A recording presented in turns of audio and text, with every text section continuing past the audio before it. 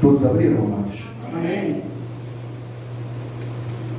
2 Tessalonicenses, capítulo de número 2, a partir do verso 1. Ora, irmãos, rogamos-vos pela vinda do nosso Senhor Jesus Cristo e pela nossa reunião com Ele, que não vos movais facilmente do vosso entendimento, nem vos perturbeis, quer por espírito, quer por palavra, quer por epístola, quer como de nós, como se o dia de Cristo estivesse já perto. Ninguém de maneira alguma vos engane, porque não será assim, sem que antes venha a apostasia e se manifeste o homem do pecado, filho da perdição, o qual se opõe e se levanta contra tudo o que se chama Deus ou se adora, de sorte que se assentará como Deus no templo de Deus, querendo parecer Deus. Não vos lembreis de que estas coisas vos dizia quando ainda estava convosco? E agora vós sabeis o que o detém, para que a seu próprio tempo seja manifestado, porque já o mistério da iniquidade opera. Somente há um que agora o resiste, até que do meio seja tirado. Então será revelado o iníquo, a quem o Senhor desfará pelo assopro da sua boca e aniquilará pelo resplendor da sua vinda. E esse cuja vinda é segundo a eficácia de Satanás, com todo poder e sinais e prodígios de mentira, e com todo o engano da injustiça para os que perecem, porque não receberam o amor da verdade para se salvarem.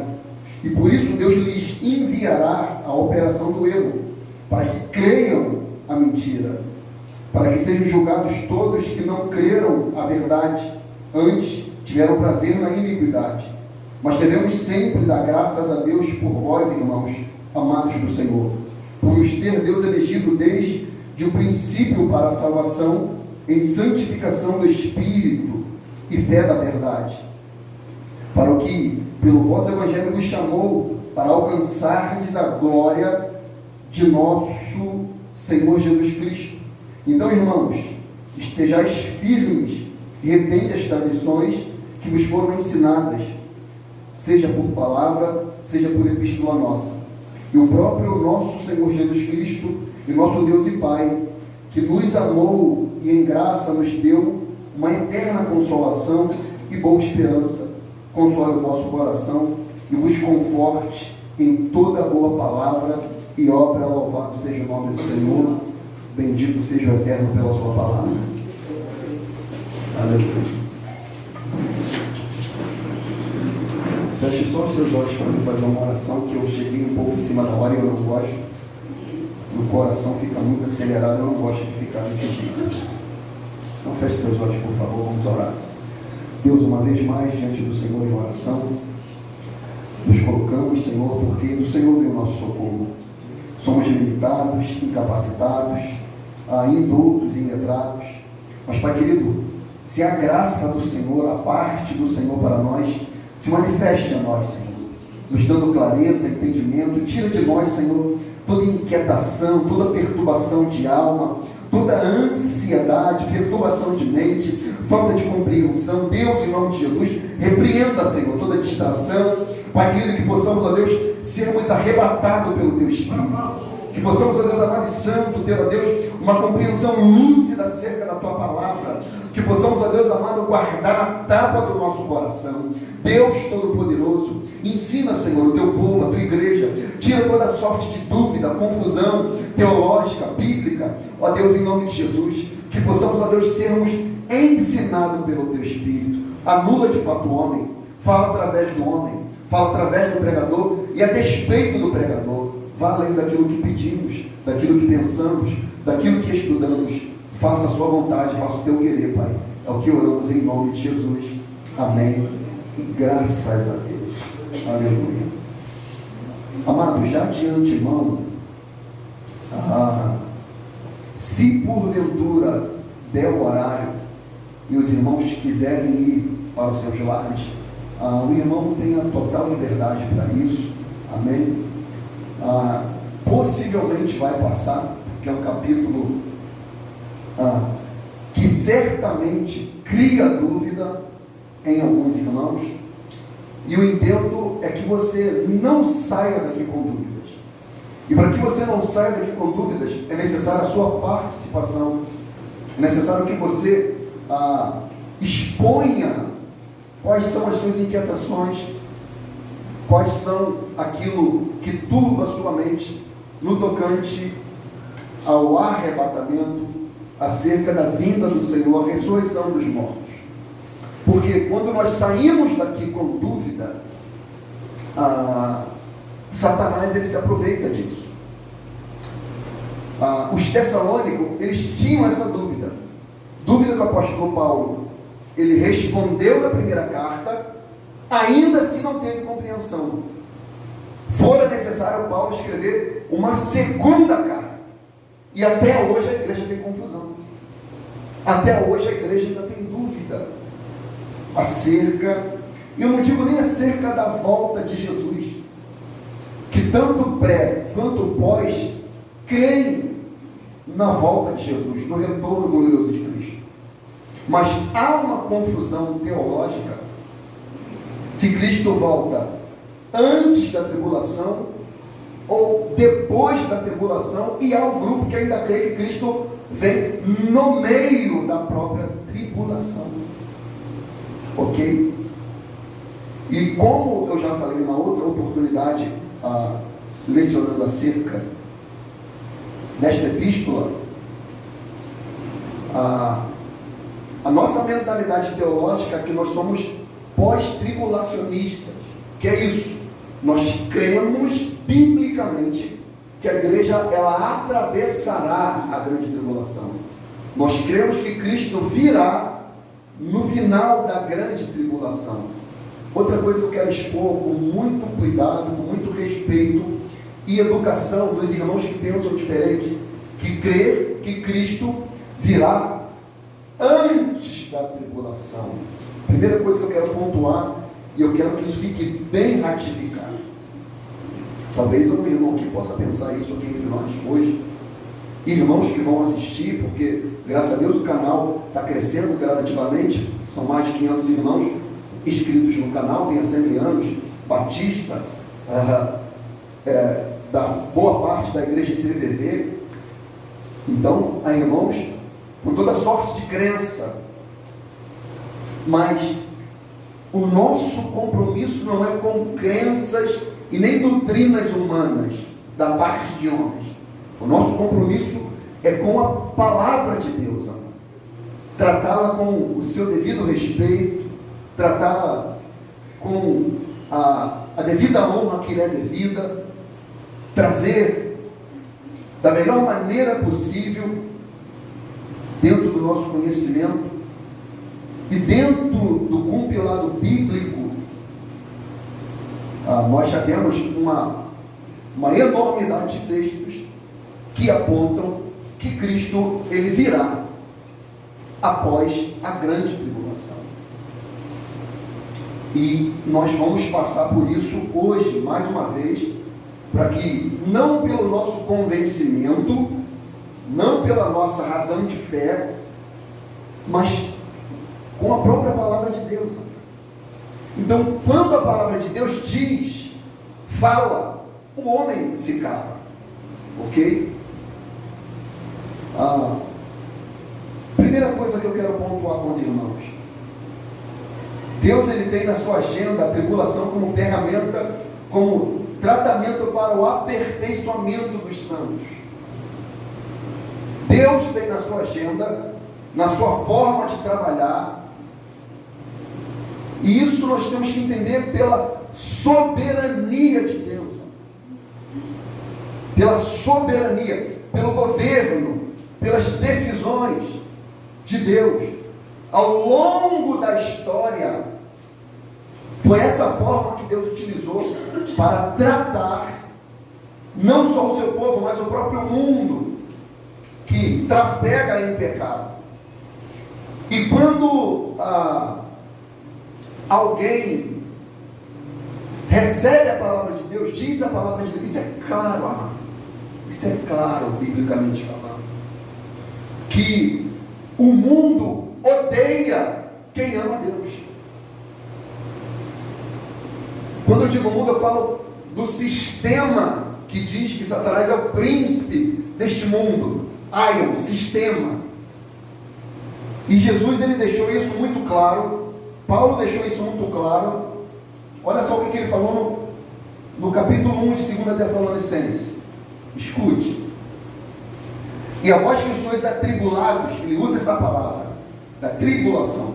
E vós que sois atribulados, descanso convosco, quando se manifesta. Amado, olha a clareza do texto. Eu não preciso agregar, não preciso florear, é só ler o texto. E vós que sois atribulados, descanso convosco, quando se manifestar o Senhor Jesus, desde o céu, com os anjos do seu poder, com labareda de fogo, tomando vingança dos que não conhecem a Deus, dos que não obedecem o Evangelho de nosso Senhor Jesus Cristo. A compreensão aqui qual é? Os tessalônicos estão falando, estão debaixo de perseguição, minha irmã, sabe? E eles estão perguntando a Timóteo, Márcio, falando assim: quando que nós vamos ter descanso da tribulação? Quando que nós teremos alívio? Quando que nós seremos livres de tamanha aflição? Quando que essa perseguição que está causando morte, Paulo, acabará? Por favor, nos dê uma resposta. Tire de nós essa dúvida, que nós precisamos ter uma clareza. Quando que nós vamos deixar de ser atribulados? Ele fala: descanso convosco, quando se manifestar o Senhor Jesus. Como assim, Paulo? A mesma coisa que o próprio disse. Quando ele descer do céu, com os anjos do seu poder, com labareda de fogo. A mesma menção de Mateus capítulo 24, de Marcos capítulo 13. Então, Paulo diz que o alívio, o descanso, a paz, a plenitude de gozo só virá quando Cristo se manifestar. Compreensão. Só terá paz quando ele vier. Não no início, no final. Então nós seremos odiados pelo mundo. O mundo será hostil à igreja. O mundo será hostil ao cristão. O mundo será severo com quem professa a fé em Jesus. O Cristo disse, Evangelho de João 15, 18: se o mundo vos aborrece, sabei que primeiro do que a vós aborreceu a mim. Se vós fosse do mundo, o mundo o amaria, o que era seu. Mas porque não sois do mundo, antes, olha o que Jesus vai dizer: antes eu vos escolhi do mundo, por isso é que o mundo vos aborrece. O mundo aborrece vocês, o mundo tem ira contra vocês, meus discípulos. O mundo quer perseguir vocês, matar, aprisionar, esquartejar, lançar na arena, no Coliseu, ser comido por leões, perder suas posses, emprego, ser separado de família, porque eu vos escolhi do mundo, eu tirei vocês do mundo, eu arranquei vocês do sistema, eu tirei vocês da idolatria, eu tirei vocês do pecado, eu limpei vocês com meu sangue. É por isso que o mundo vos aborrece. Ele fala: lembrai-vos da palavra que vos disse: não é o servo maior do que o seu Senhor? Se a mim me perseguiram, também vos perseguirão a vós. Se a mim me perseguiram, se perseguiram os profetas, a igreja contemporânea de 100 anos para cá vai falar: não, perseguiu os profetas, perseguiu Jesus, perseguiu a igreja no primeiro século, no segundo século, mas a gente não. Aí o Cristo fala: olha só, se eles perseguiram a mim, eles também vão perseguir vocês. Ele diz: lembre-se dessa palavra. Diga-me. Nessa ligação também, a gente vê crente falando que Deus vai deixar eu passar essa tribulação, não. Sim, amados, só um momento, Rogério. Se vocês ficassem aqui, talvez seria melhor. De repente ficaria melhor. Todos aqui ficassem melhor, mais agrupados, que a gente vai trocando essa ideia aqui. Hein, família? Por gentileza, Landinha, Eu acharia até melhor. Tem um espaçozinho aqui. Venha, você também. Você não gosta? Senta aqui do lado de Glaucio aqui, ó. Isso aí, como é que a igreja encheu, viu? Aí, fala, meu diabo, depois eu termino esse texto aqui. Mas aí tem pessoas que a gente conversa que acham que não, Deus não vai permitir que a gente passe por essa tribulação, por essa situação, não. Ele vai, tipo assim, é como se falasse que ele está voltando antes. Sim. Achando que Deus é bom, sim, ele é bom, mas achando que para essa geração agora ele não vai permitir que aconteça. E eu conversava com o Fernando uma vez, até que o Fernando estava junto também. Eu falei, em que nós somos diferentes daqueles outros lá de trás? Sim. Aí os pré-tribulacionistas, eles falam que isso não é base para se comparar. Aí eu posso falar, teologicamente de repente não, talvez não, mas historicamente sim. E se o próprio Jesus diz que se eles me perseguiram, amado, eles perseguirão também a vós. Amado, você coloca aí na internet, você dá um Google rapidamente e coloca assim, ranking dos países que mais perseguem cristãos. Você vai ver. Você vai ver países, principalmente do Oriente Médio. Você vai ver China, Rússia. Você vai ver vários rankings. E você vai ver qual é a religião que mais persegue a cristandade hoje. Hoje. E não é só perseguir, não. Mas quando a gente fala perseguição, a gente parece que imagina na nossa cabeça um correndo atrás do outro. Não é não, mano. É perseguindo, prendendo, esquartejando, matando, torturando, estrupando, matando criança.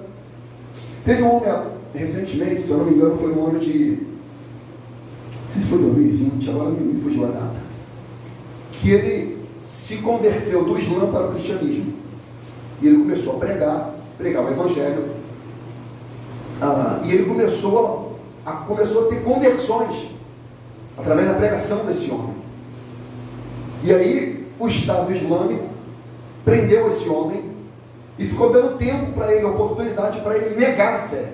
E esse homem não negava a fé. E ele falou, se você negar, a gente vai te liberar e você vai ver sua vida normal. E esse homem não negou. Conclusão, esse homem foi condenado à morte. Recentemente. Nenhum país, nenhuma imprensa se manifestou em prol desse homem.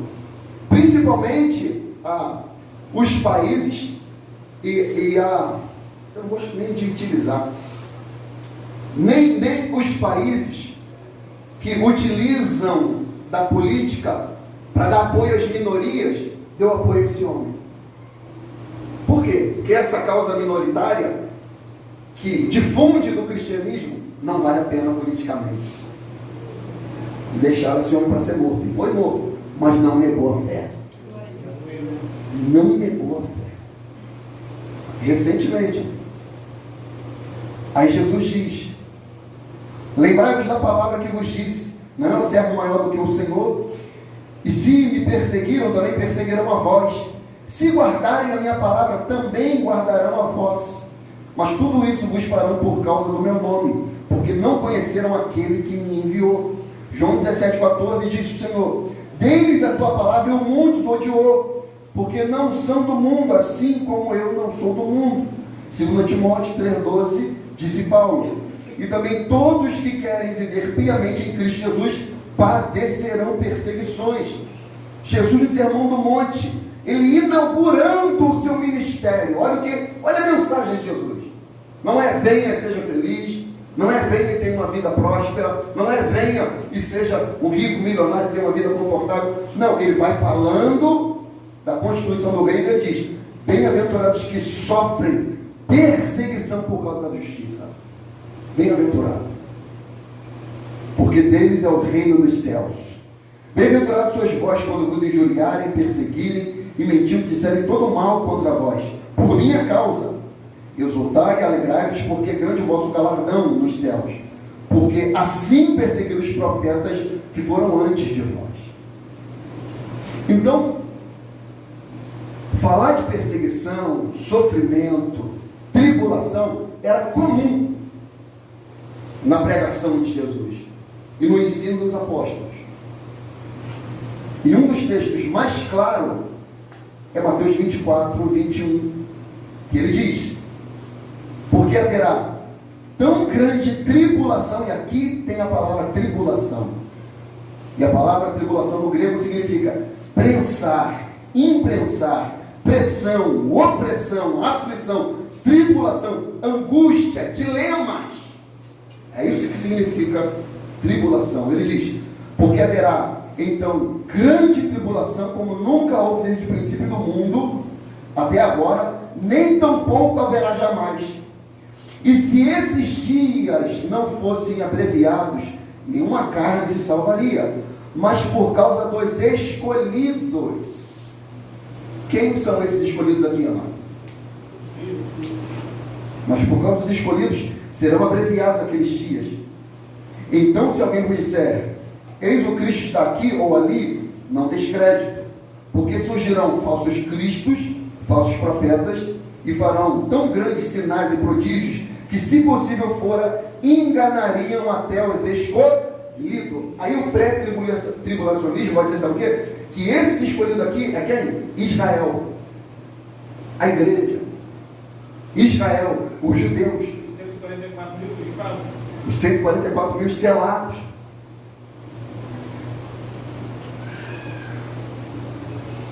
Amados, vamos lá. Se nós fizermos esse tipo de distinção entre judeu e gentil, judeu e igreja, olha a compreensão, olha onde isso vai chegar. Então significa que Deus tem dois povos. Amém ou não?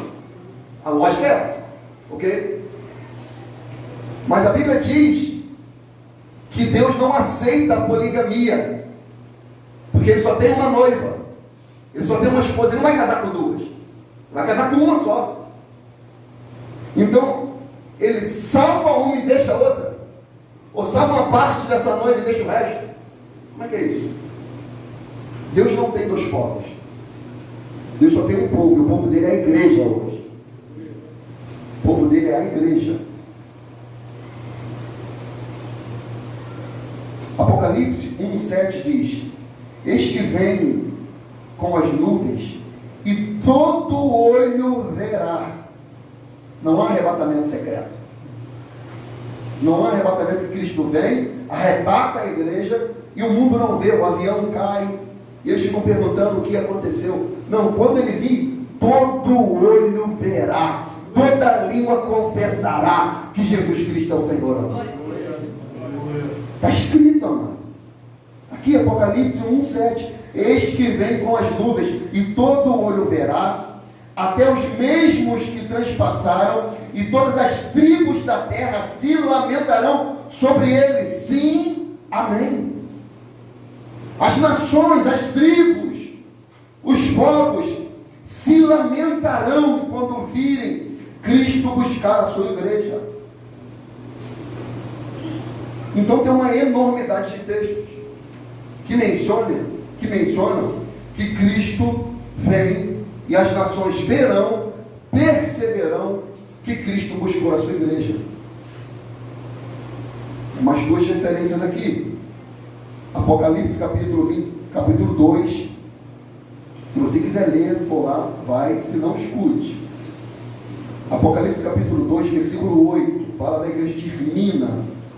E depois a gente vai ler sobre o texto que fala da igreja de Filadélfia.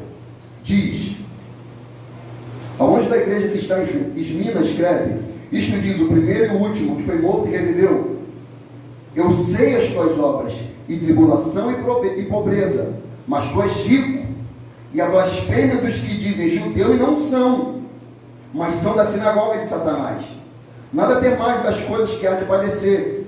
Eis que o diabo lançará alguns de vós na prisão, para que sejais tentados, e tereis uma tribulação de 10 dias. Ser fiel até a morte, dar-te a coroa da vida. Quem tem ouvidos, ouça o que o Espírito diz à igreja. Ao que vencer, não receberá o dano da segunda morte. Então o que ele está falando que vai acontecer com Esmirna? Esmirna, eu sei das tuas obras. E qual é a obra de Esmirna? A fé em Jesus, a fé no Evangelho, a fé no Cristo, a fé na ressurreição dos mortos, a fé no arrebatamento. E diz, e tribulação e pobreza, por quê? A tribulação promove pobreza, e pobreza econômica para a própria igreja. Porque quando o anticristo se manifestar, o que a Bíblia diz? Apocalipse 13. Alguém fala? Marca da besta.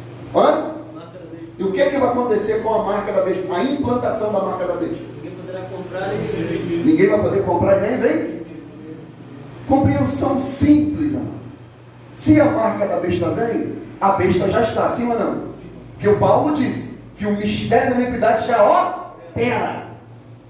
Mas só que virá o anticristo escatológico, ou seja, a pessoa física, a persona, a encarnação do próprio Satanás. Porque Satanás ele gosta de imitar Deus. Tanto que Paulo diz que ele vai se assentar no templo de Deus querendo parecer ser Deus. Então quando ele vir, ele vai implantar o seu sistema. E ele fala, quem não tiver não vai poder comprar nem vender. Se ele falar que não vai poder comprar nem vender, significa que alguns vão aceitar, outros não. E quem não vai aceitar é quem? A igreja. E como que a igreja não vai ver? Aí eles vão falar, não, porque a igreja vai ser tirada antes. A igreja não vai ver o anticristo. Mas aí a gente está indo contra a palavra. Porque Paulo fala, não será assim sem que antes...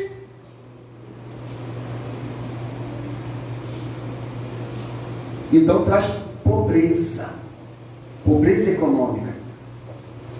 Aí Jesus diz, mas tu és rico, rico da presença, rico do Espírito Santo, rico de fé, rico de esperança, do arrebatamento, de Jesus voltar e buscar a sua noiva. E a blasfêmia dos que dizem judeu não são, mas são da sinagoga de Satanás.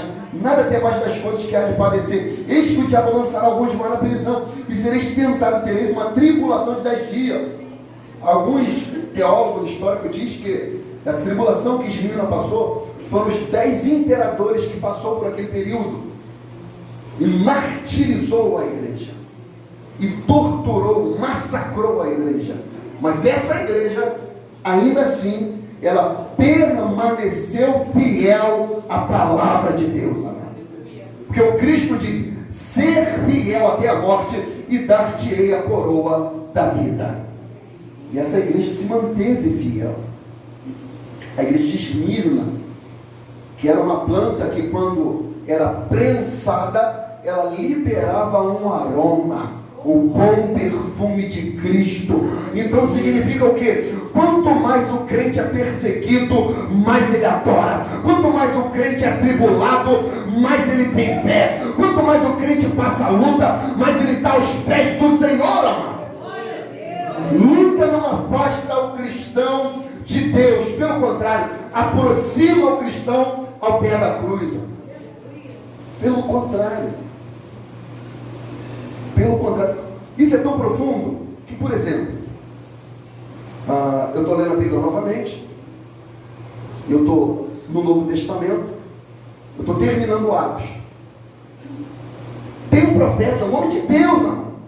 Pega o apóstolo Paulo, pega o cinto dele, tira o cinto, ata a bola e fala, olha, se você for para lá, vai ser assim que você vai se encontrar, preso, e lá você vai ser morto. Paulo ficou com medo? Paulo ficou com medo? Paulo falou, para isso eu fui chamado. Eu não tenho a minha vida por preciosa. Importa que por muitas tribulações entrai no reino de Deus. E Paulo desce e vai. Então, quando a pessoa é tomada pelo Espírito de Deus, ele entende que a morte já foi tragada na vitória. Jesus disse, não temeis aquele que mata o corpo e nada pode fazer, mas temei ante aquele que, além de matar o corpo, pode lançar a alma no inferno. A esse deveis temer. Então, quando alguém é salvo por Cristo, ele não teme a morte, porque Jesus já resolveu o problema da morte. Aleluia.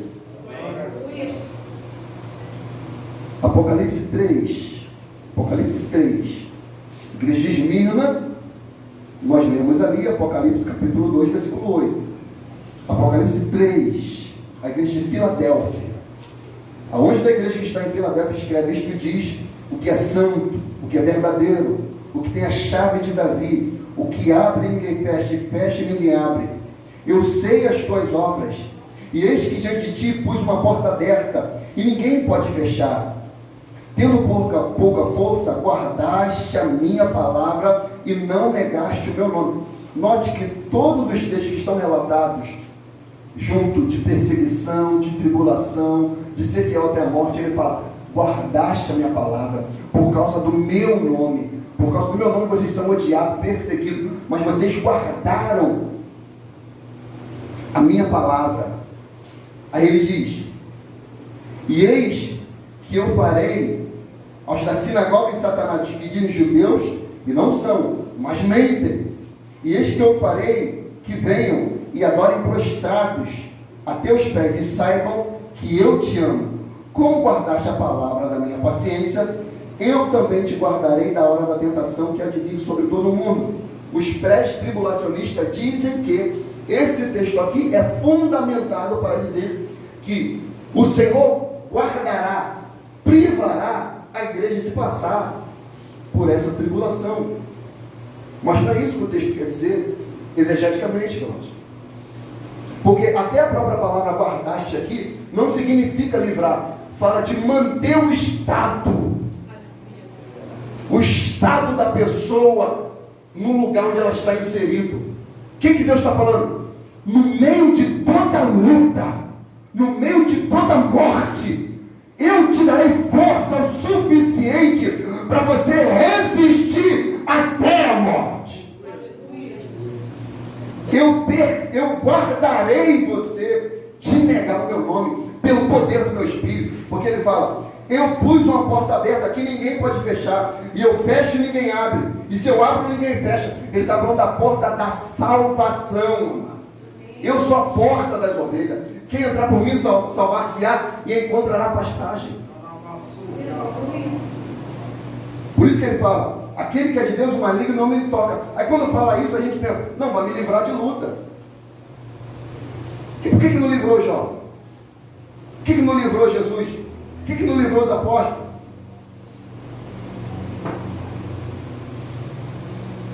Te guardarei da hora da tentação que há de vir sobre todo o mundo, para tentar os que habitam na terra. E eis que venho sem demora, guarda o que tens, para que ninguém tome a tua coroa. Ao que vencer, eu farei coluna no templo do meu Deus, e dele nunca sairá. Escreverei sobre ele o meu nome, o nome de Deus, e o nome da cidade do meu Deus, a nova Jerusalém que desce do céu, do meu Deus, também o meu nome. A quem tem ouvidos, ouça o que o Espírito diz à igreja. Então, todos esses textos que eu citei, como base, como referência, como esteio, para pavimentar esse terreno, de que a igreja sim, ela passará por esse período difícil, que Jesus falou que nunca houve, nem tampouco haverá, ok? Aqui em Mateus capítulo 24, fala das profecias que já aconteceram, que estão acontecendo e que irá acontecer. Então essa é a fase profética. Jesus ele fala de algo que já aconteceu, que está acontecendo e que acontecerá. Tanto que o próprio livro de Apocalipse, alguém abra para mim por favor, Apocalipse 1:7. Apocalipse 1, versículo 8. Depois a gente já entra no texto propriamente dito.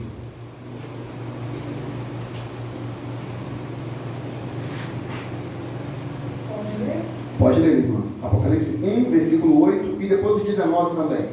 Eu sou o Alfa, o Ômega, o princípio e o fim, diz o Senhor, que é o que é, que era e que há de vir. 3 fases, né? Poderoso. Amém. Agora, 19. escreve as coisas que tens visto, e que as que são e as que depois dessas hão de acontecer. Os 3 fundamentos proféticos. Ok? 20. Escreve, não.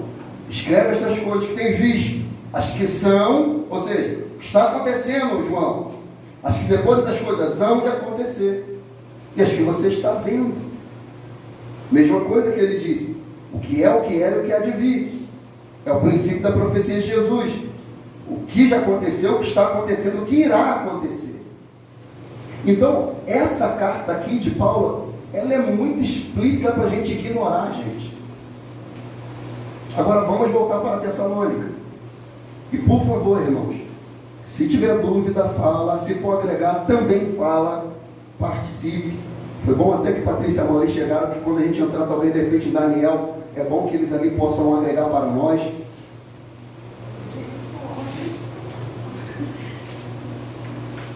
Todos abriram? Tessalonicenses? 2 Tessalonicenses 2. Olha, amados, vamos ler o texto bem devagarzinho. Eu quero ir mastigando devagarzinho essa palavra, amém? Ó, outra versão. Caros irmãos, quanto ao retorno do nosso Senhor Jesus e a nossa reunião com Ele, vos suplicamos que não permitais que o vosso modo de crer seja influenciado. Sua versão está assim, Márcio? Seja influenciado. Nem fiqueis amedrontados por causa de profecia, palavra ou carta, atribuídos indevidamente à nossa autoria, como se o dia do Senhor já estivesse chegado. Então o que Paulo está falando? Amados Tessalônicos, olha só, quanto ao retorno de Jesus, quanto ao arrebatamento de Jesus, eu oro a Deus para que vocês não se movam da vossa maneira de crer, que vocês não fiquem influenciados e temerosos quanto ao arrebatamento, o retorno de Jesus, quer por epístola, quer por profecia, quer por palavra nossa sequer, como se o dia de Jesus já tivesse acontecido, já tivesse chegado. Primeira coisa que eu aprendo, amado, o retorno de Jesus não pode me trazer medo. O retorno de Jesus não pode me trazer temor. Alegria. O retorno de Jesus tem que ser aquele prato de falar: Maranata, hora vem, Senhor Jesus. Paulo está falando: ei, Tessalônicos, não tenham medo, não fiquem influenciados por pregação, conferência, simpósio, livro, filme, pregadores famosos. Não fique nem por carta, como se de nós, como se o de Jesus tivesse acontecido. Não tenham medo, pelo contrário, glorifiquem a Deus. Mas não seja influenciado facilmente. E como a igreja, amado, foi influenciada por filme, como é que é o nome daquele filme? Deixado para trás, não é isso? Como é que a igreja foi influenciada por isso, gente? Como que a igreja foi influenciada pela a novela do Edir Macedo, amigo? Influenciado. Nossa, o arrebatamento aí. Mas as pessoas não querem ler a Bíblia, Jorge. As pessoas não querem ler a Bíblia. As pessoas não querem examinar e ver o que a Bíblia diz. Edgar vai lá para o cabelo, de vez em quando ele vai lá, aquele coroa vai na bola. Ele diz que gosta muito dessas séries, esses seriados. Aí ele vem e vem me perguntar. Sabe o que eu falo dentro da Bíblia? Eu falo: Boró, isso é mentira. Boró, isso é ilusão. Boró, está errado isso aí, Boró. Sai desse lado, fone. Não, mas eu posso ver, melhor ver isso do que ver essas desgramas aí todas. Falei: se for ver, vou por essa ótica. Então Paulo quer dizer o quê? Não seja influenciado por nada. Porque parece que quando fala da volta de Jesus, a pessoa fica: nossa, meu Deus, o anticristo, como é que vai ser? Pânico, destruição. O Apocalipse não fala de medo, mas fala de esperança, gente. Fala da revelação de Jesus Cristo, da gente ver como Ele é, de ver os mortos sendo ressuscitados primeiro, de quem tiver vindo ser glorificado. É disso que fala o Apocalipse. Então o que Paulo está querendo dizer aqui? É o que Jesus disse, para a gente não se deixar ser enganado por ninguém. Porque quando os discípulos perguntaram isso, o que ele falou? Ele não foi de cara dizendo, ele falou assim: olha só, Mateus 24:4. Jesus respondendo disse: acautelai-vos que ninguém vos engane. Porque muitos virão no meu nome dizendo, eu sou o Cristo, e enganarão a muitos. Surgirão muitos falsos profetas, e enganarão a muitos. Versículo 24, porque surgirão falsos cristos, falsos profetas, e farão tão grandes sinais prodígios, que se possível fora, enganaria até quem? Os escolhidos. Então, quando Jesus ele fala, o seu retorno, ele fala, cuidado com o engano, cuidado com os falsos profetas, cuidado com os livros, cuidado com as séries, cuidado com os filmes, cuidado com os pregadores, com os pastores. Ele está falando, olhe para a palavra de Deus, o que o Cristo disse. Olhe para a palavra de Deus. O problema, pastor, Diga. na maioria das igrejas, esse texto não é ensinado. Aí as pessoas também já não têm o costume de ler Bíblia, já não entendem nada, entendeu? E acaba ficando perdido. É a realidade de muitos que vieram de outra igreja que está aqui hoje, entendeu? Sim. Acaba passando por essa dúvida. Ou seja, o pastor que é o sacerdote, que é para ensinar, não ensina. Um texto difícil. Eu leigo, menos ainda não leio Bíblia, por exemplo. E aí, eu fico perdido. Fica perdido. Entendeu? Com dúvida, medo. E vou passar, vou ficar, entendeu? Fim do mundo. Fica amedrontado. Entendeu? Entendeu? Tem que Fala. o detalhe da pergunta do discípulo são duas perguntas. Duas perguntas. Você lê rápido, passa despercebido. Sim. Sinal Da tua vinda e do fim do sinal mundo. da vinda. Uhum. Passa despercebido quando vai ver isso aí. Exatamente. Então, vamos ler aqui, vamos ler. Apocalipse capítulo 6. Vai lá por gentileza. E depois nós vamos ler Apocalipse capítulo 13.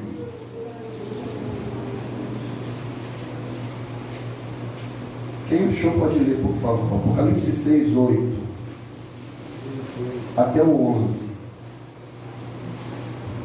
E olhei, e eis um cavalo amarelo, e o que estava sentado sobre ele tinha o nome Morte, e o inferno o seguia, e foi-lhes dado poder para matar a quarta parte da terra com espada, e com fome, e com pestes, e com feras da terra.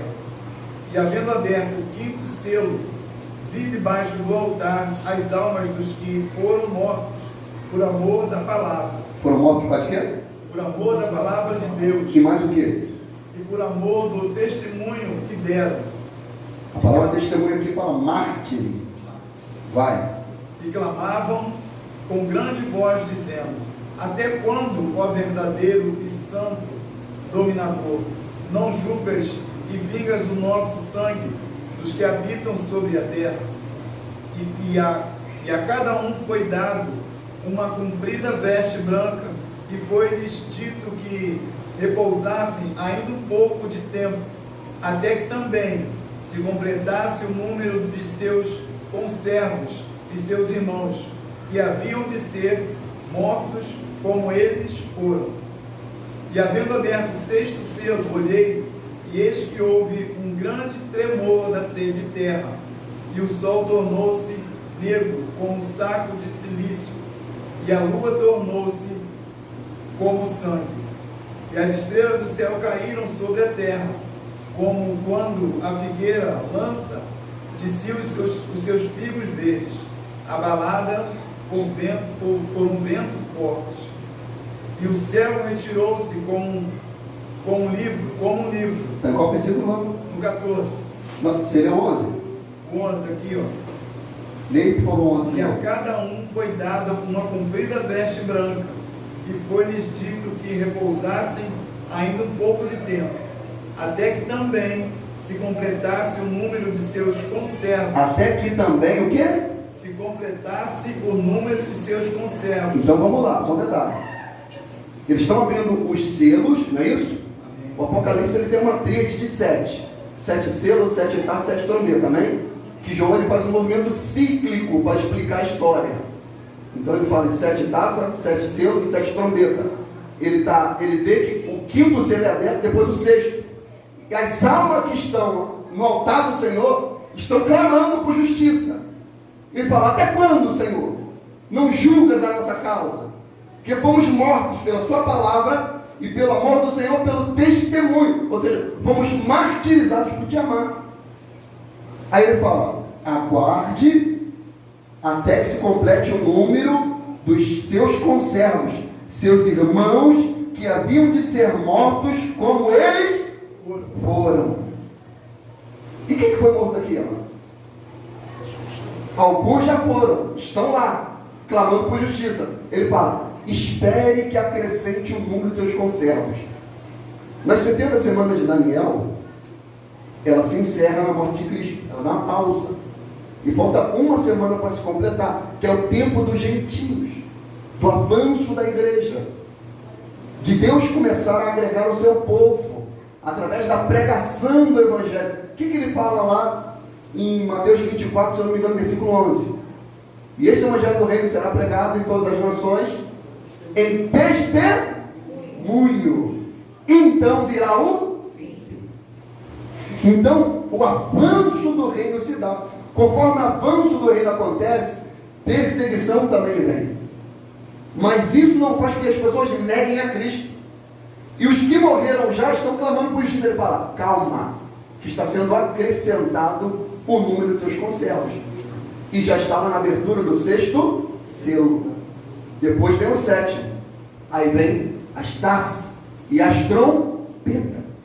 E Jesus vem de qual trombeta? A 7ª trombeta, que é a última. Então já no 6º selo, já está tendo morte, amado. Porque quando se instaurar a última semana de Daniel, que não são semanas de dia, mas semanas de anos, onde Cristo ele se manifesta, ele se revela, e depois ele quebra o acordo. Quebrando o acordo, ele começa a inserir a perseguição ao povo de Deus. Mas o pré-tribulacionismo quer dizer que esse povo de Deus vai ser quem? Os judeus. A igreja já vai ser arrebatada. É sempre um escapismo. Eu tenho 2 textos sobre isso. Entendeu? Sobre o quê? Sim, a gente vai ler. Mas vamos ler primeiro Apocalipse 13. Apocalipse 13.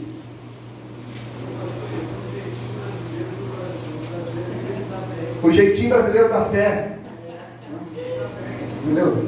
Eu sempre quero. O 7 também fala de guerra. Exatamente, mano. Exatamente. Daí também. A gente vai ler isso daí também. Quem achou? Pode cooperar. 13. Então observei que emergiu do mar uma besta que tinha 10 chifres e 7 cabeças, e sobre os chifres 10 coroas, e em cada cabeça um nome de blasfêmia. E a besta que vi era semelhante a um leopardo, porém tinha pés como os de um urso e boca como a de leão. O dragão passou à besta o seu poder, o seu trono e grande autoridade. Notei que uma das cabeças da besta parecia ter sofrido um golpe mortal. Contudo, tal ferimento de morte foi curado, e toda a humanidade ficou maravilhada e seguiu a besta. Passaram a adorar o dragão, o qual tinha transferido a autoridade à besta. Então todos também começaram a adorar a besta, exclamando, quem é semelhante à besta? Essa besta aqui quem é? O anticristo. E quem deu poder a essa besta? O próprio Satanás. Quem é semelhante à besta? Quem pode guerrear contra ela? A besta foi concedida uma boca para pronunciar palavras arrogantes e blasfêmias, e lhe foi transmitida a autoridade para realizar suas obras por 42 meses. Então abriu a boca em blasfêmia contra Deus, e para amaldiçoar o seu nome, seu tabernáculo e os que habitam nos céus. Foi-lhe concedido também poder para guerrear contra os santos e vencê-los. Guerrear contra quem? Os santos. Amados, quem são esses santos aqui? Biblicamente falando, os servos do Senhor.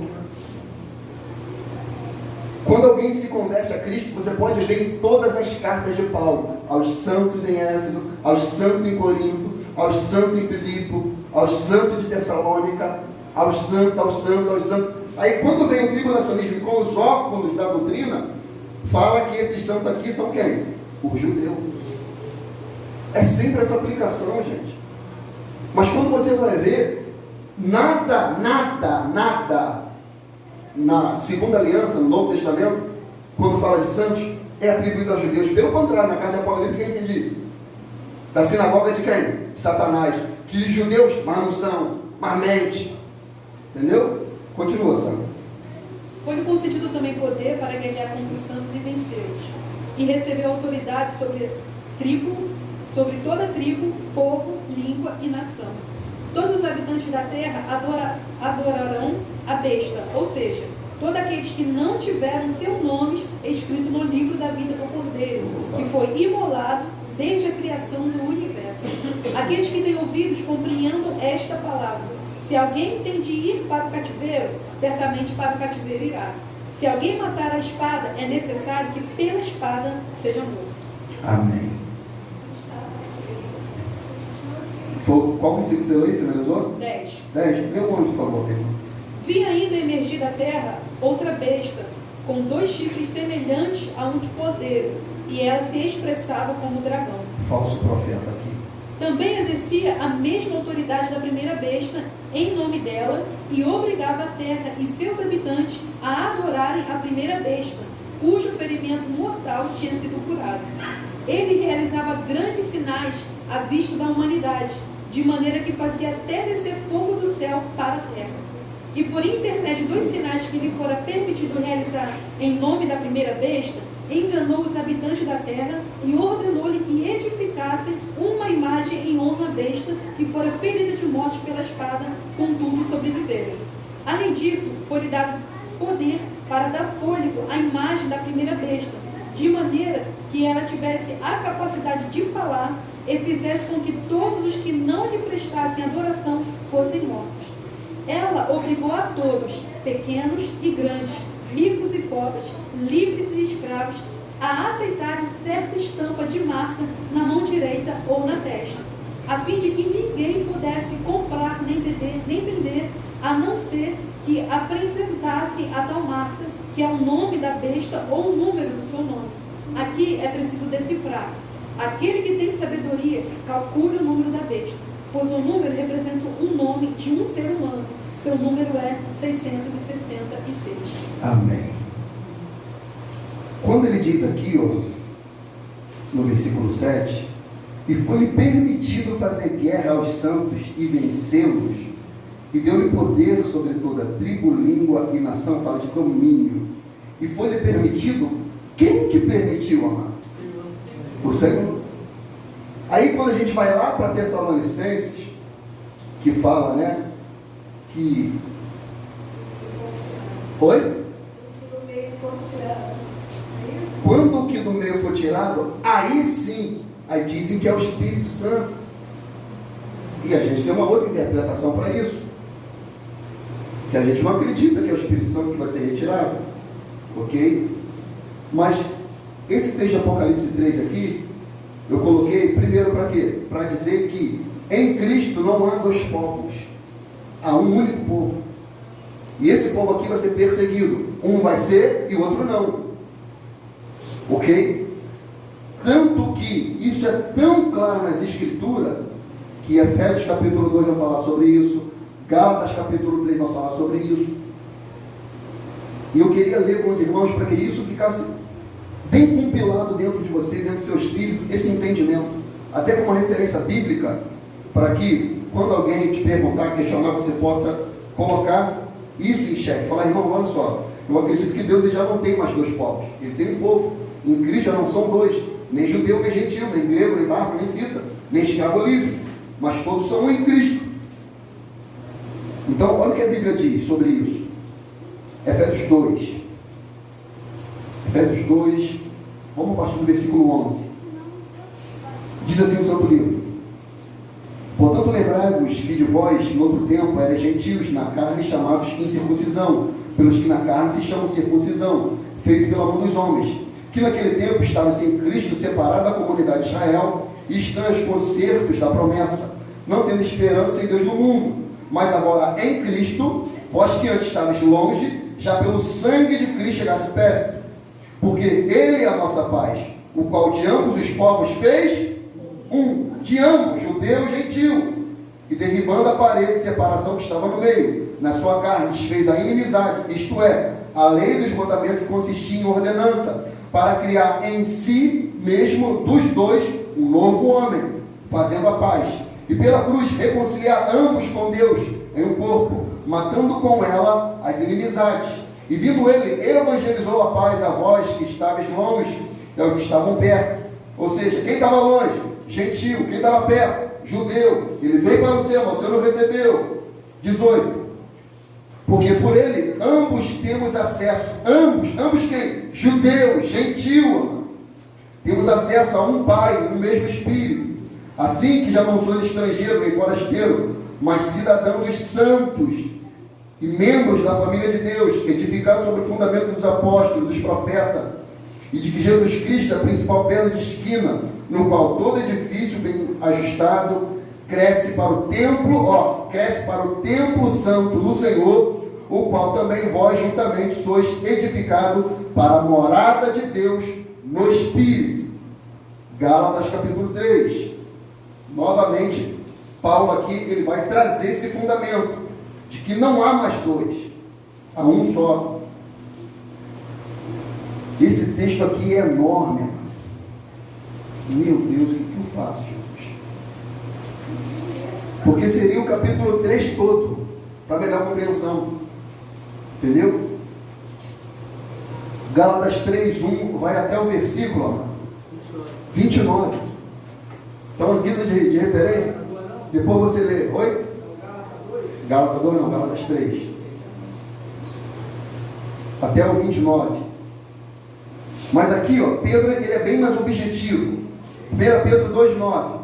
Mas vós, sua geração eleita, Israel dizia que era o povo eleito, não era? Aí vem Pedro e fala, não, mas agora vós sois geração eleita, sacerdócio real, nação santa, povo adquirido, para que anuncie a virtude daquele que vos chamou das trevas para a sua maravilhosa luz. A igreja, a igreja é quem crê em Cristo. Romanos 10, 12 e 13 fala, porquanto não há diferença entre judeu e grego, porque um é o mesmo Senhor de todos, rico para com todos os que invocam o seu nome. Aí ele diz, porque todo aquele que invocar o nome do Senhor será salvo. O que foi, criançada?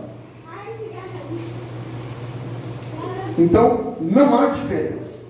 Não há diferença. Agora eu quero ler esse texto que você falou, Apocalipse capítulo 7. Tem mais um texto aqui.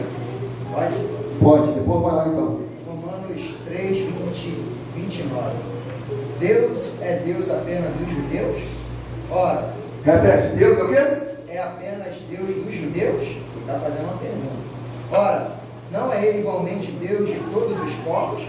Evidentemente que sim, dos gentios também, visto que há um só Deus, que pela fé justifica os circuncisos e os incircuncisos.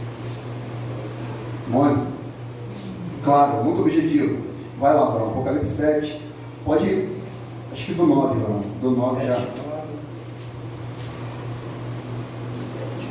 Olha esse texto aqui, amados. Preste atenção nesse texto.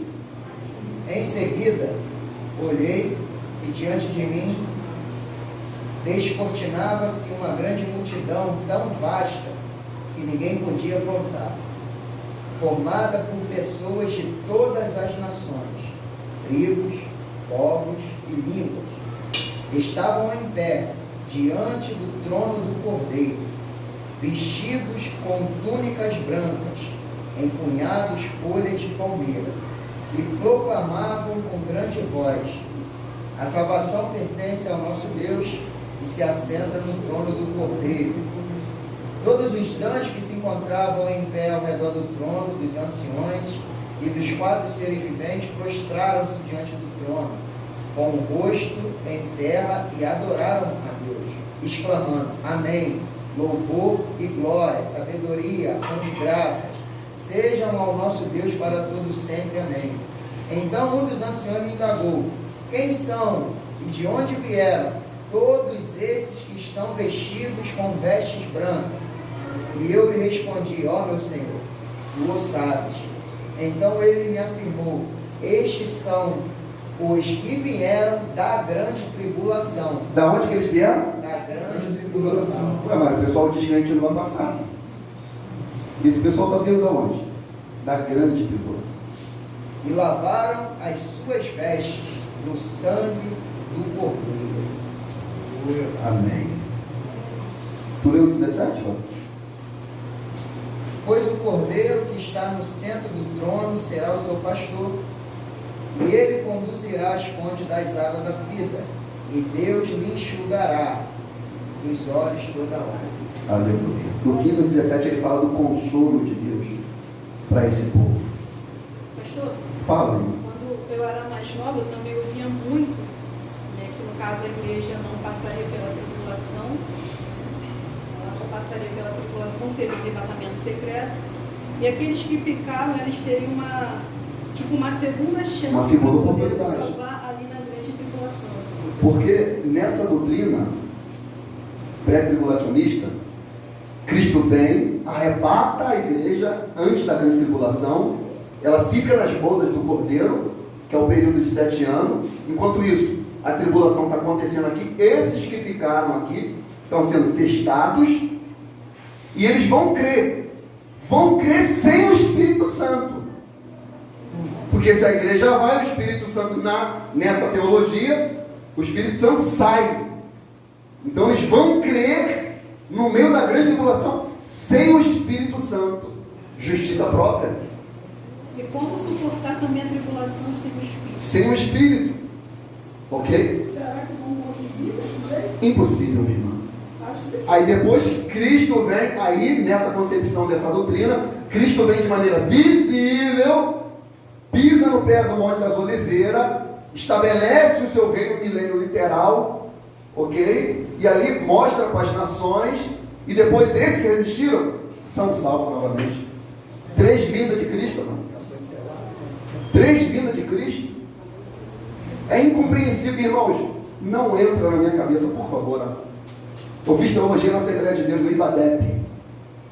E quando chegou na escatologia, dava aquela rusga. Eu me converti na Igreja Batista. Eu falei, tem alguma coisa errada, alguma coisa não bate. Ou esses caras estão errados e a Bíblia está certa, ou a Bíblia está errada e esses caras estão certos. Mas eu prefiro ficar com a palavra de Deus. Amém, amém? Então, olha que texto mais claro aqui. Volta para Tessalonicenses. A gente só falou do versículo 1 e 2. A gente vai para o versículo 3 agora. Irmãos, olha só, amado. E note o meu tom de voz, que eu estou sendo muito respeitoso, muito ponderado, para que não pareça que eu estou sendo arrogante, violento, agressivo, na minha forma de lecionar. Mas respeitando esses irmãos. Como o Dionei fala, né, Patrícia? Quando é escatologia, ele não escreve em pedra. Ele não fala em pedra. Eu também não, mano. Até porque não é critério de salvação. Mas é algo muito claro nas escrituras, a meu ver, acerca do retorno de Jesus. Pastor, me tira uma dúvida. Diga-me. Com relação, então, morrer é mais vantagem, né? Oi? Morrer, então, antes é mais vantagem, né? Dependendo do ponto de vista. Morrer em Cristo. que eu Sim, falo. sim, dependendo do ponto de vista. Porque aí vai estar garantido tudo. Aí é o Salmo 115, 116, 15. Preciosa é a vez do Senhor a morte dos seus santos. Né? E os mortos em Cristo terão privilégio. Ressuscitarão primeiro. Né? Aí tem uma coisa que também deixa a minha cabeça muito forte. O quê? O Salmo 37, 11 diz que os mansos herdarão a terra e se deleitarão em abundância de paz. Como é isso? Qual terra? Essa terra? Ou a nova Jerusalém que desce do céu para a É terra? uma terra que o Senhor vai... Essa terra. A terra eternal. Não é que ele vai fazer uma nova terra, né? O texto diz que ele vai fazer novos céus e uma nova terra. Romanos 8 diz que a terra geme aguardando a ser redimida do cativeiro da corrupção. Porque a terra também vai ser transformada. A terra também sofrerá uma transformação na volta de Jesus. Será destruído e feita outra? É o que a Bíblia diz. É o que a Bíblia diz. De maneira muito clara, em vários textos. Podemos ir? Versículo 3, 2 Tessalonicenses. Olha o que Paulo diz. Não vos deixe enganar de forma alguma, por ninguém. Porquanto, antes daquele dia virá a apostasia. Antes daquele dia, que dia é esse, amado? A volta de Jesus. Ele está falando, não será assim. Não se deixe enganar por ninguém. Porque não será assim antes daquele dia, porque antes virá a apostasia, e então será revelado o homem da iniquidade, o filho da perdição. Ora, gente, se ele está dizendo que a volta dele não será antes que aconteça a apostasia, e se manifeste o filho da perdição, o iníquo, significa o quê? Que a igreja verá esse homem, a igreja verá esse personagem.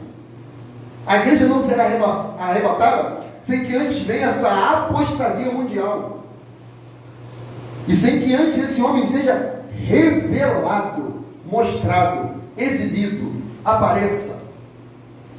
E ele vai aparecer num contexto de uma crise global, e ele vai resolver toda a questão. Estava conversando com o Edgar acerca disso. Eu estava ouvindo um podcast de um rabino não messiânico, e a fala dele, ele fala sobre a construção de um outro templo. Ele fala que vários utensílios já estão sendo confeccionados, elaborados. O único que não pode ser é a Arca da Aliança, mas segundo eles já é uma pesquisa que onde possa estar essa arca, que a arca não pode ser réplica, e já está sendo treinados os sacerdotes, os levitas, para que quando o terceiro templo for reconstruído, todos eles já possam estar treinados, capacitados para exercerem os seus ofícios. E ele fala que quando o Messias vier, ele vai solucionar tudo, ele vai resolver tudo, ele vai trazer a paz, e esse templo será o templo de todas as nações. Então, a fala deles é endossada para aguardar esse Messias, que para a gente será quem? O anticristo. Mas Paulo fala, não será assim sem que antes venha o quê? A apostasia, e seja revelado o homem da iniquidade, o filho da perdição. Ou seja, o anticristo, a persona desse homem, vai ser um homem que ele vai induzir todos ao erro, a iniquidade, a quebra da lei, vai induzir as pessoas ao pecado, a blasfemarem contra Deus, a blasfemarem Cristo, falar que Cristo é uma heresia, é um engano, um fetiche, uma loucura. Ele vai levar essas pessoas a crerem na mentira, a se enganarem. Paulo fala assim, aquele que se opõe e se exalta acima de tudo que se chama Deus, ou é objeto de adoração, ao ponto de se assentar no santuário de Deus, apresentando-se como Deus, e não vos lembreis que eu costumava compartilhar convosco acerca desses acontecimentos. Ou seja, ele vai querer atribuir para si a adoração, a glória, o louvor, o domínio. Por quê? Porque de alguma maneira ele vai redimir o mundo dos seus problemas, da sua crise global, da sua crise econômica, da sua crise religiosa que hoje o mundo vive. Eu acredito que nessa apostasia pode acrescentar o ecumenismo, né? Uma religião só, adoração. Vai embutir todas. Vai embutir todas. Então, João falou muito sobre o anticristo. Outra coisa aqui que eu estava lembrando.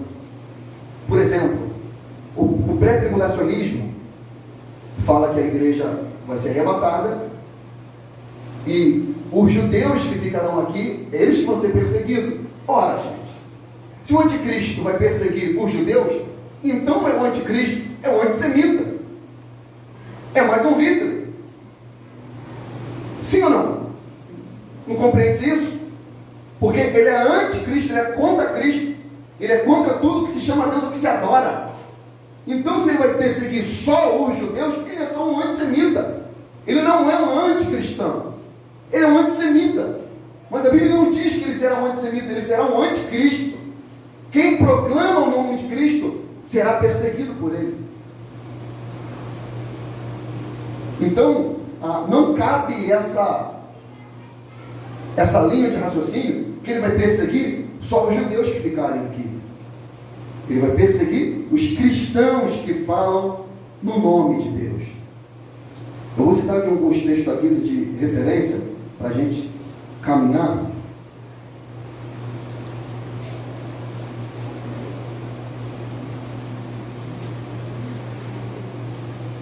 Acerca do anticristo. Vai ficar registrado 1 João 2, 18 a 25, 1 João 4, do 1 a 3, 2 João, do 1, versículo 7 a 9, Apocalipse 13, que nós já lemos, no versículo 4 a 10, Daniel 7, 21 e 22, deixa eu ler para você.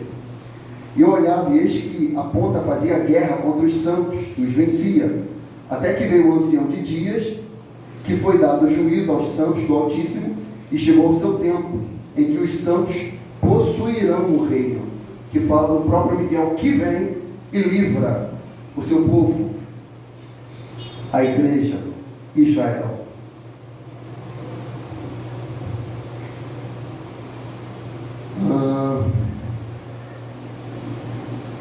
Todos nós sabemos que a visão de Daniel se dá do anticristo dos 4 reinos, o Império Babilônico, o Persa, o Império Grego e o Império Romano, e o último império que virá, que será o do próprio anticristo. E aqui a gente entra no versículo 6 e 7, vamos andar, que é esse versículo aqui. No entanto, vós sabeis o que está detendo nesse momento, para que ele seja manifestado no seu devido tempo. Na realidade, o mistério da iniquidade já está em ação, restando tão somente que seja afastado aquele que agora o detém. Esse versículo aqui que há muita divergência. Deixa eu ler nessa outra versão aqui. Versículo 6. E agora vós sabeis o que o detém, para que seu próprio tempo seja manifestado, porque o mistério da iniquidade opera, e somente há um que agora o resiste, o detém, até que do meio seja tirado, e então seja revelado o inimigo, a qual o Senhor desfará pelo assopro da sua boca e aniquilará pelo resplendor da sua vinda. Se ele vai destruir pela sua vinda, significa que ele vai ser destruído no final. Aí fala, ele só será revelado por causa desse que o detém. Aí dizem, é o Espírito Santo que detém o anticristo. Quando a igreja do Espírito Santo é retirado, ele se manifesta. Não compreendo dessa maneira. E eu perguntei ao nosso pastor sobre esse texto também, para ouvir a opinião dele. E a opinião dele casa junto com a minha. Que o que detém o anticristo são as profecias e o próprio Deus. As profecias e o próprio Deus, para que a seu tempo. Quando Paulo fala tempo ali, ele não usa cronos, ele usa kairos, que é o tempo determinado do Senhor, estabelecido pelo próprio Senhor, dos cumprimentos proféticos da última semana de Daniel, que irá acontecer, e quando o Senhor permitir fazer guerra aos santos e vencer, e quando ele se manifestar, aí ele destrói o anticristo. Então, esse versículo aqui que parece ser complicado, e de fato Paulo parece que complicou um pouquinho, porque vocês sabem o que é. O que é, Paulo? Certamente perguntaram, o que é? Que abre de fato margem para especulação, sim ou não? O que o detém? O que o resiste? O que pode? Por que a gente entende que é o próprio Senhor? Porque o anticristo, ele vai operar pela eficácia de quem? De Satanás. E quem pode contra Satanás? Só o Senhor, amor. Até o próprio Miguel falou que o Senhor te repreenda.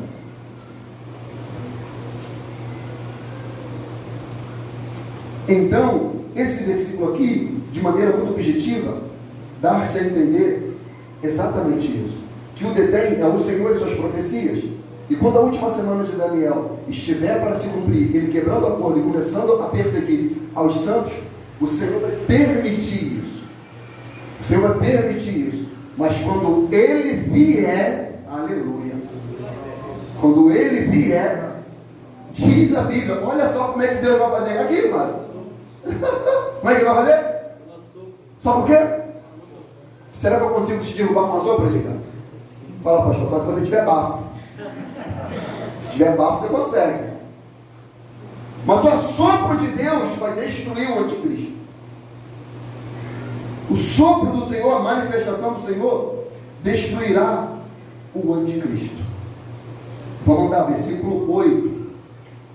Ora, o aparecimento desse anticristo é de acordo com a ação de Satanás, com todo o poder, com os sinais e com maravilhas ilusórias, e com todas as artimanhas e enganos provenientes da injustiça, para os que estão perecendo, porquanto rejeitaram o amor à verdade, os que poderia salvar.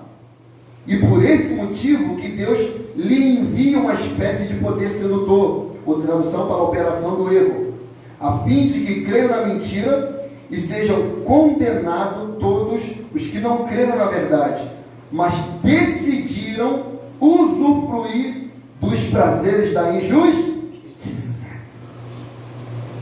O anticristo ele virá com tanto poder, prodígios, maravilha, fará sinais.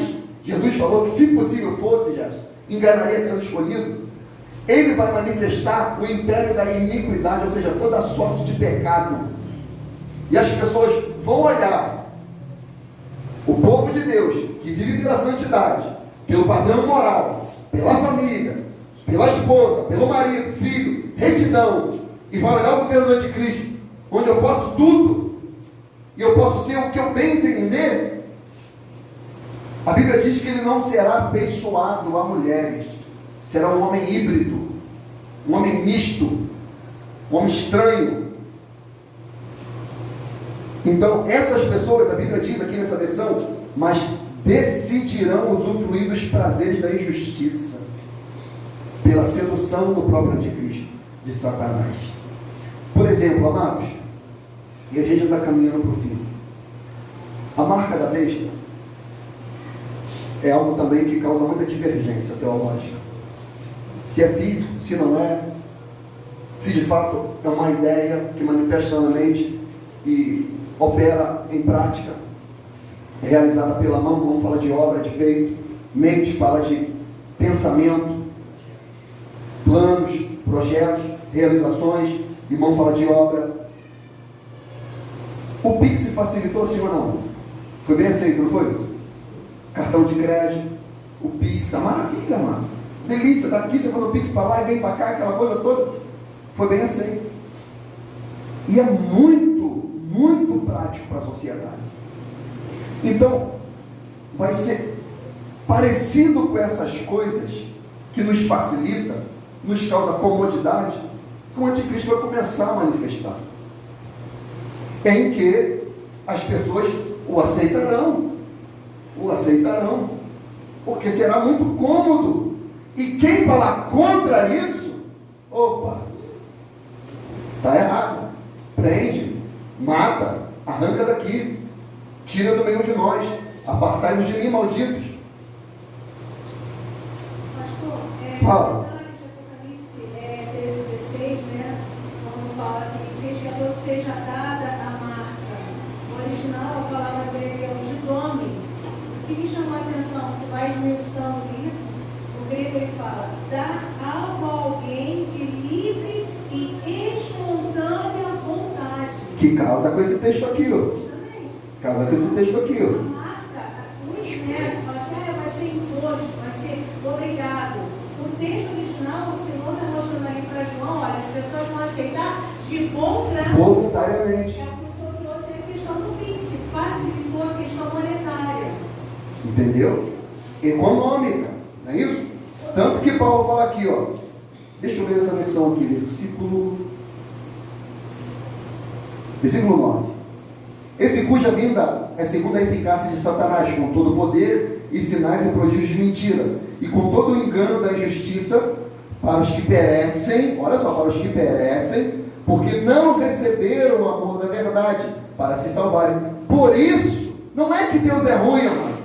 Não é que Deus é cruel. Por isso, ou seja, porque eles preferiram isso, Deus lhes enviará a operação do eu, para que creiam a mentira. Note que ele fala, para que creiam na mentira, para que creiam a mentira. Uma persona, um artigo definido. Uma persona, a mentira. Tanto que diz aqui, ó, nessa versão muito clara, ó, ele virá com todas as artimanhas e enganos provenientes da injustiça para os que estão perecendo, porquanto rejeitaram, é o que você leu lá em Apocalipse no original, rejeitaram o amor da verdade, os que poderia salvar, e por esse motivo eu lhes envio uma espécie de poder sedutor, a fim de que creiam na mentira e sejam condenados todos que não creram na verdade, mas decidiram usufruir dos prazeres da injustiça. De quem? Do próprio anticristo. Voluntariamente eles aceitarão essa marca. Será prazeroso, será satisfatório, será vantajoso, amado. Agora, quem não aceitar, não vai poder nem comprar nem vender, vai passar dificuldade, sim ou não?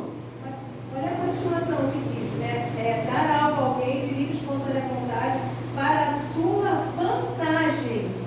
Para a sua vantagem. Gente, é incrível, pastor. Quando Aí- eu li isso, eu falei assim, meu Deus, não é tão como Mauri. Na Mauri você entende agora como não vai ser algo obrigatório. E tudo que a gente está caminhando agora... Será muito comum, gente. Muito normal, muito natural. As pessoas aceitarão. Vai ser natural. Natural. Vantajoso, gente. Vai ser vantajoso. Meu pastor, Oi.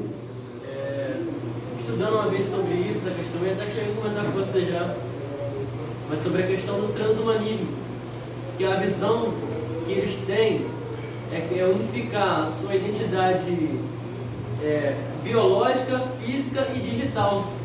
Ou seja, existe um nosso eu das redes sociais, da internet, eles querem unificar isso. Então, eu creio Nosso eu digital. é como se fosse unificar você à internet. É como se fosse isso, você tem acesso a tudo. Só que para isso você precisa se unificar o seu eu da internet. É o transhumanismo. Eu estava Onde viola, no caso, o DNA. dentro disso aí que você estava falando, eu estava estudando um pouco sobre casamento, as questões de casamento e tal. Tem uma modalidade que está sendo agora transitada em juízo, e foi levada para o Senado, que está tendo agora pessoas que nunca se viram pessoalmente, fisicamente. Um mora no Brasil, o outro mora na Alemanha, se conheceram virtualmente, começaram a ter um relacionamento virtual, nunca se viram pessoalmente. Decidiram casar virtualmente e decidiram nunca se ver fisicamente. A forma de ter relações são virtualmente. E como eles se casaram, um lá, outro cá, assinando documento de maneira virtual, eles estão lutando na justiça para ver se o cônjuge ele pode ter direito legal sobre o bem do outro na causa de morte. É isso aí que está falando. E está sendo tramitado para ser aprovado esse tipo de lei. Para que isso? Fragmentar o casamento. Outra coisa, pastor, sobre o que fala, pequenos e grandes ricos e pobres. Quando você, como o senhor está falando, unificar, hoje sobre uma criança de 4 anos, ela já mexe naturalmente na internet. Então, a questão do meta, né? A questão de você ter tudo virtual, você compra, você adquire, você mobila uma casa, tudo virtual, como a questão que o senhor falou, no casamento é tudo virtual. Então, para a criança, ela ter essa marca, os pais vão colocar naturalmente na criança e ela vai lidar naturalmente com isso daí. Porque o que o governo do anticristo vai promover para a sociedade? Autonomia, liberdade, que na verdade é libertinagem. Vai dar uma capacidade da pessoa ter ali todos os seus dados, todas as informações, boas, ruins, condição sanguínea, se já teve operação, se não, doença, tudo isso em dados, que vai promover uma facilitação muito grande. Então vai ser muito bem aceito. O celular não tem a ver com isso, não? A tecnologia. A gente faz tudo, né? A tecnologia. Como ele está falando, pequeno, grande. O número Escravo, livre. Eles sabem da personalidade da gente da maneira que a gente mexe na internet. O que a gente vê, o que a gente ouve. A gente já conhece. E manipula de todas as formas. Se a gente falando, um dia eu estava observando, estava conversando dentro de casa e comentei a respeito de querer comprar algo. Quando eu fui abrir o celular, jogou lá propaganda para mim de todas as coisas que eu falei, gente, eu não falei, eu não botei nada na internet. Já estão sabendo que o interesse que eu tenho, sem eu fazer nada. Eu tô rindo, sabe por quê? Porque eu devo dizer que você falou, essa aqui Jorge vai gostar também. É, Fernanda? A irmã falando disso, aí eu falando negócio de revelação do Apocalipse, falando, perto do tablet, aquela coisa, revelação do Apocalipse. Quando eu fui pesquisar, sabe o que apareceu no meio? Vídeo do grupo Revelação.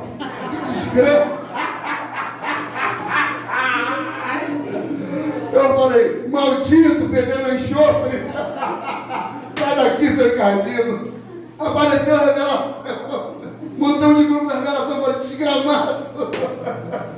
Nessa revelação eu não quero mais não, rapaz. É mole. Ou seja, a inteligência artificial, a inteligência artificial, oi? A inteligência artificial ela está aprendendo com o ser humano. Ela está ganhando vida própria. Hein, pastor? Você Vida vê própria. que, por exemplo, tem um robôzinho, Alex.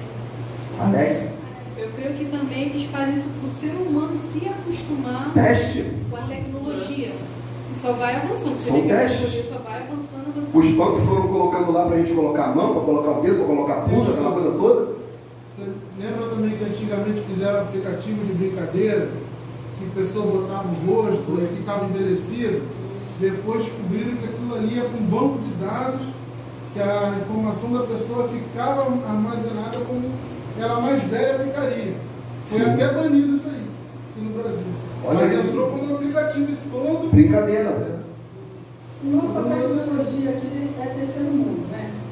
Que já esse negócio de geração aí dos países mais avançados, nossas televisões, os computadores já estão obsoletos, né? Para a geração de outros países. Sim, claro. Já estão assim falando com as pessoas em hologramas. Está tudo mais complexo, mais agora como a gente fala. Exatamente. Fala O aí. pastor falou sobre a comodidade, né? Eu hoje precisei comprar uma peça para o carro. Estava entrega full. Só que essa entrega full está informando que seria entrega a peça amanhã. Antes de vir para o culto, peguei o telefone e fui ver algumas notificações. Qual foi a notificação que eu recebi? A peça vai ser entregue hoje, 8 horas da noite. Hoje, 8 horas da noite. Ou seja, sem limite. Sem limite. Sem limite. Entendeu? Fala, André. Tinha levantado a mão. Eu estudava no colégio particular, lá no Rio, e antigamente era um cartão de magnético. Tinha que passar na máquina, logo na entrada, né? Aí agora já tem as crianças da creche, já entram com uma pulseirinha. Uma pulseirinha para poder passar na máquina. Só pode entrar com a pulseirinha no braço. Para entrar na escola. Na escola. Né? E a minha irmã postou no grupo que já tem 2 mercados lá no Rio, na Barra do Recreio. As pessoas já pegam o carrinho na entrada, já faz as compras tudo ali, tem uma telinha, tipo um tablet, já vê os preços, já paga ali com o cartão ou com o Pix. Ou seja, não precisa de operador de caixa, não precisa de nada. No Rio Sul de Guapi tem um caixa exclusivo assim. É? No Rio Sul de Guapi tem um caixa que é só para isso. Ah, Você tá. pega e vai direto. Você tem contato com o operador de caixa. A pessoa faz tudo ali automaticamente. Tá vendo, amados? Futuramente não vai existir o quê? Operador de caixa. Operador. A máquina vai estar trabalhando. Isso tudo vai aparecer, sabe por quê? Doenças virtuais. Mentais, psicológicas, já está aparecendo. Já está aparecendo. Já está Está aparecendo. tendo demissão em massa da Google, da Apple. Está tendo demissão em massa da Amazon, da Google, da Apple. Amém, irmãos? Vamos finalizar aqui o versículo? Pelo menos o versículo. Versículo 13. Todavia, irmãos amados do Senhor, devemos sempre dar graças a Deus por vós, pois Ele vos escolheu desde o princípio para a salvação, pela santificação feita pelo Espírito e pela fé na verdade. Para isso vos convocou por meio do Evangelho que nos anunciamos, para alcançardes a glória do nosso Senhor Jesus Cristo. Sendo assim, irmãos, permanecei firmes e conservai as tradições que vos foram ensinadas, tanto de viva voz, quanto por meio das nossas cartas. Versículo 16 e 17. E que o próprio Senhor Jesus e Deus nosso Pai, que nos amou, nos deu eterna consolação e boa esperança pela graça, concedem ânimo ao vosso coração e vos fortaleçam para fazerem sempre o bem, tanto em atos como em palavras. Traduzindo o que o apóstolo Paulo quer dizer, ele está falando: vocês foram eleitos pelo Espírito de Deus, vocês foram escolhidos antes da fundação do mundo. Como ele disse numa outra passagem, que Deus nos escolheu para a aquisição de salvação, para nos livrar da ira. Deus livra a igreja da ira. Da ira Deus livra. Agora, da tribulação, a igreja passa. A ira vem sobre os ímpios, sobre o anticristo, sobre o falso profeta. Agora, a igreja ela passa por essa experiência. E ele diz: por isso, o próprio Deus, o nosso Senhor Jesus Cristo, o nosso Pai, que nos amou e nos deu eterna consolação e boa esperança, pelo quê? Pela graça. Conceda ânimo ao vosso coração e vos fortaleçam para fazerem o quê? O bem. O que ele está falando? Viva de maneira santa até o Senhor voltar. É isso que ele quer dizer. Tanto com atos como em palavra. Por que ele fala com atos e palavra? Porque Jesus falou que é no Evangelho: pelas suas palavras vão ser julgados, e pelas palavras também vai ser o quê? Condenado. Então ele está falando: faça o bem com atos, mas também com palavra, porque a boca fala do que o coração está cheio. Padrão de pensamento modela comportamento. Amém, meus amados? Querem agregar alguma coisa? Perguntar? Opa!